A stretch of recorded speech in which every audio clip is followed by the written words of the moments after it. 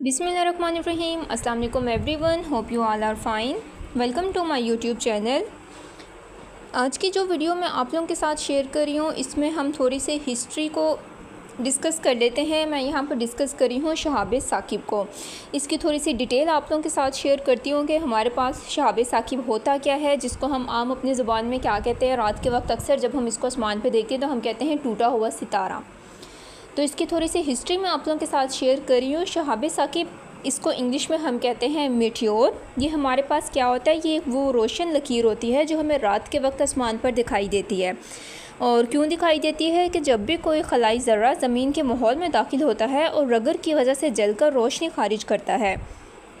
अगर अवामी ज़ुबान में इसकी बात की जाए तो हम इसको टूटा हुआ सितारा कहते हैं या गिरने वाला सितारा कहते हैं। हालांकि ये कोई सितारा नहीं होता। मैं आप लोगों को छोटे छोटे पॉइंट्स या हेडिंग की सूरत में इसकी थोड़ी सी डिटेल जोन सी है या हिस्ट्री जोन सी है वो शेयर कर देती हूँ। सबसे पहला क्वेश्चन हमारे पास ये बनता है कि शहाब साकिब जोन सा है वो कैसे बनता है।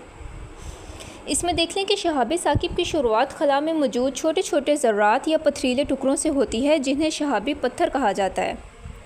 ये ज़रात आमतौर पर किसी दुमदार सितारे या सियारचे के टूटने के बाद वजूद में आते हैं। जब ये ज़रात ज़मीन की कशिश शकल के ज़ेरे असर फ़िज़ा में दाखिल होते हैं तो हवा के साथ रगड़ खाते हैं और तेज़ी से गर्म हो जाते हैं। इस गर्म होने के अमल में वो रोशनी खारिज करते हैं, जिसे हम ज़मीन से शहाब साकिब की सूरत में देखते हैं। तो इसमें देखें, हमारे पास ये तो क्लियर हो गया कि ये हमारे पास जो शहाब साकिब है ये बनता कैसे है। एक हमारे पास पत्थर होता है जो उनसे हीटअप होने की वजह से रोशनी खारिज करता है और हम इसको फिर एंड में क्या कहते हैं कि ये एक शहाब साकिब या टूटा हुआ सितारा है। इसके बाद फिर हमारे पास ये क्वेश्चन बनता है कि शहाबी पत्थर, शहाबी साकिब या शहाबी जिस्म का फ़र्क क्या है।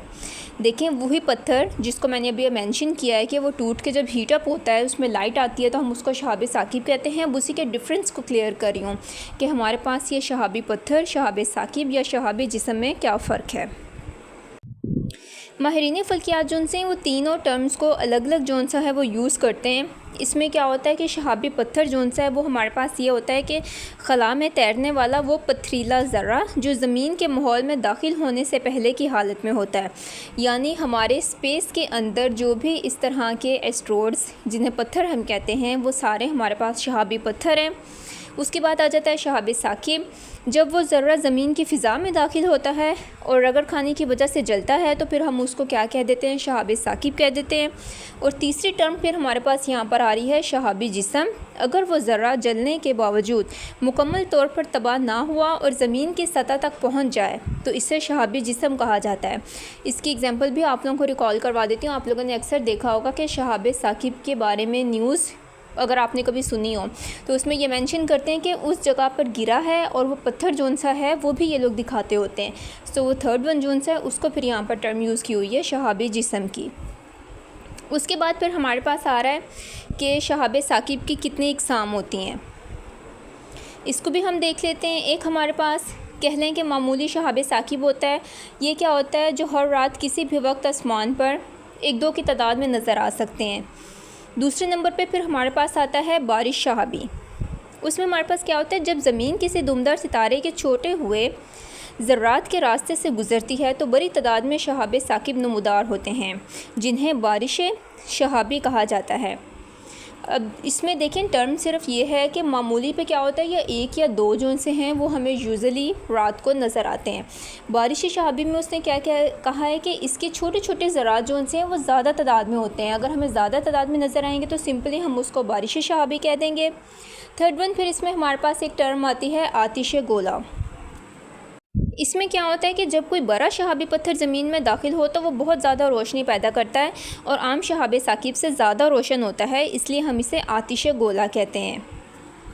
फोर्थ, फिर हमारे पास इसकी एक टर्म आती है बोलाइट। ये क्या होता है कि ये एक आतिश गोले की शिद्दत से भी ज़्यादा रोशन शहाब साकिब होता है जो ज़मीन से टकराने का ख़दशा भी रखता है। अब कैसे बनता है हमारे पास ये भी हमने देख लिया। उसकी कितनी कैटेगरीज़ हैं, जो 3 थी वो भी डिफ़ाइन कर दी हैं। अब कितनी इकसाम के होते हैं ये भी देख चुके हैं। अब इसमें एक इम्पॉर्टेंट टर्म आ जाती है कि तारीख़ी और साइंसी अहमियत क्या है इसकी, वो भी देख लेते हैं कि कदीम ज़माने में लोग शहाब साकिब को किसी रूहानी या मजहबी पैगाम के तौर पर देखते थे। कुछ अक़वाम इसे फ़रिश्तों की नक़्लो हरकत ये बदरूहों के गिरने का मंजर समझती थी। कुरान मजीद में भी शहाब साकिब का जिक्र आया है, जिसकी मैं आप लोगों को रेफरेंस भी दे देती हूँ यहाँ पर। सूरतुल हमारे पास सिफ़ात की आयत नंबर 10 में है। आयत के तर्जमे का मफ़हूम थोड़ा सा आप लोगों को बता देती हूँ। उसमें यह है कि सवाए इसके जो चोरी से सुनने की कोशिश करे तो उसे एक रोशन शहाब साकिब आ घेरता है। यानी इस्लाम के कॉन्सेप्ट के मुताबिक इसमें ये चीज़ आ जाती है कि अगर कोई हमारे पास इस तरह की रूहानी चीज़ जो किसी भी बातों को चोरी से सुनने की कोशिश करते हैं तो उसको फिर एक रोशन शहाब साकिब जो सा है वो आ घेरता है। साइंसी लिहाज से शहाब साकिब की तहकीक ना सिर्फ कायनात के माजी को समझने में मदद देती है बल्कि ज़मीन की हिफाजत और खला में मौजूद ख़तरात का जायज़ा लेने के लिए भी बहुत ज़रूरी है। इसके बाद हमारे पास ये टर्म आ जाती है कि ज़मीन पर आज तक कितने शहाबी जिस्म जो से हैं, या वही शहाब साकिब जिसको मैंने आप लोगों को बताया है कि अगर उसका कोई पीस या उसका कोई जो सा हमारे पास टुकड़ा कह लें आप लोग, अगर वो गिर जाता है ज़मीन पे तो हम उसको फिर शहाबी जिस्म कहते हैं। इसमें यह है कि हर साल हज़ारों की तादाद में शहाबी पत्थर ज़मीन की फ़िज़ा में दाखिल होते हैं, मगर इनमें से बेशतर फ़िज़ा में ही जलकर ख़त्म हो जाते हैं। बहुत कम तादाद ज़मीन तक पहुँचती है। ऐसे शहाबी जिस्म जिन्हें ज़मीन पर पाया जाए वो कीमती साइंसी ख़जाना होते हैं, क्योंकि इनके ज़रिए निज़ाम शमसी के आगाज़ के बारे में मालूमात हासिल की जा सकती हैं। अब इसमें हमारे पास कुछ इंटरेस्टिंग इन्फॉर्मेशन है, उसको भी डिस्कस कर लेते हैं। इसमें यह कि हर दिन तकरीबन 25 मिलियन शहाबी पत्थर ज़मीन की फ़िज़ा में दाखिल होते हैं। अब ये ईयरली नहीं, डेली उन्होंने इतनी ज़्यादा हमारे पास अमाउंट बताई हुई है कि 25 मिलियन।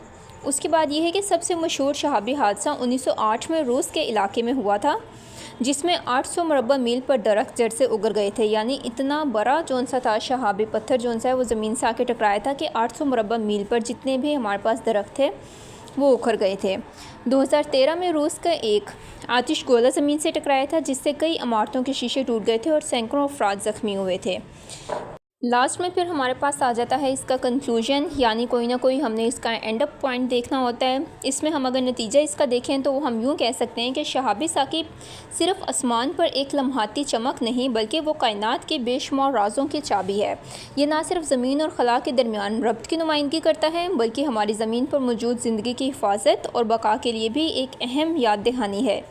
फ़ल्कियाती इल्म में इसकी तहकीक का दायरा दिन ब दिन बढ़ता जा रहा है और मुमकिन है कि मुस्तक़बिल में यही शहाबी पत्थर हमें दूसरे सियारों पर ज़िंदगी के सबूत भी मुहैया कर सकें। इसी तरह की अगर हिस्ट्री से रिलेटेड कुछ शॉर्ट वीडियोस आप लोगों को रिक्वायर्ड हैं या किसी स्पेसिफ़िक टॉपिक पे आप लोग कोई वीडियो रिक्वायर्ड करते हैं तो वो कमेंट बॉक्स में मेंशन कर दीजिएगा, मैं आप लोगों को लाजमी प्रोवाइड कर दूँगी। चैनल को लाजमी सब्सक्राइब कर दें और बेल आइकन प्रेस कर दें ताकि चैनल पे जो भी न्यू अपलोडेड वीडियो होगी वो आप लोगों को नोटिफिकेशन के थ्रू रिसीव हो जाएगी। मिलते हैं फिर नेक्स्ट वीडियो में। Thank you so much for listening. Take care all of you. अल्लाह हाफिज़।